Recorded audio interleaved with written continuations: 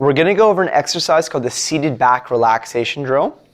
So what I'm going to get Jez to do is he's going to be in a chair and he's just going to bring his bum forward in the chair so that his bum's towards the edge. Now he's going to open up his legs for me. And what we're after here is really allowing the body to completely melt and relax. So the first thing he's going to do is take a big, big sigh and allow his chest to relax and his head to go down. So we're having a nice rounded back. Now what I want him to do first of all is just reach the tips of his fingers down to the floor without yet bending or folding over. So he's just trying to reach the fingers, which will pull the shoulder blades, and he's reaching as much as he can here. One more inhale for me, quietly, and long, long exhale, reaching the tips of the fingers down to the floor, reaching. Now from here, he's going to exhale and go all the way down. So he's going to breathe out, and he's going to put his palms flat to the floor here. So if you can't put your palms flat to the floor, that's okay. We could either bring the floor up to you by putting like a mat or something or a box. That's totally fine. Now the key thing is that Jace's head is completely relaxed here. Now what we're going to do in this position is just breathe super quietly. So what I don't want from JS is a sniffing where his body is lifting up like that. So he's super quiet.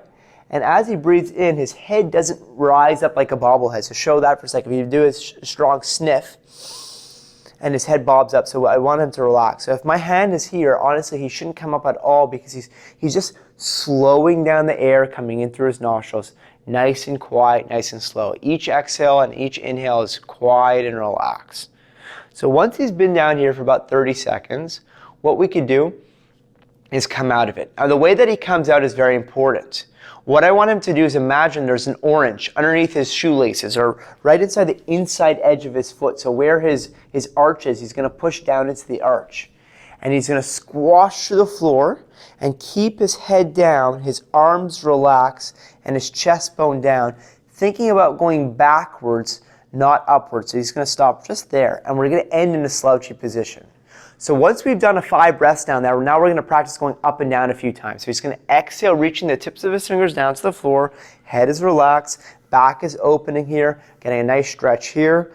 Now we're going to push through the floor hard with the inside edges of his feet. Hands completely melted, relaxed, and he's going down here. Now I'm just going to guide him through one where I could show you what might happen. So go down again one more time for me. I'm going to help guide his ribs to stay down because, follow my lead, staying down, because a lot of times people will want to start lifting here. I'm like, no, stay down and relax and come backwards as opposed to trying to lift up through the chest. So if we go calm and fault again, go get down for me. From the get-go, what you're going to do is you're going to start lifting your chest for me in the incorrect way, and now he's using his extensor chain, his back muscles, and I don't want that. I want to keep his back relaxed. Good, go down.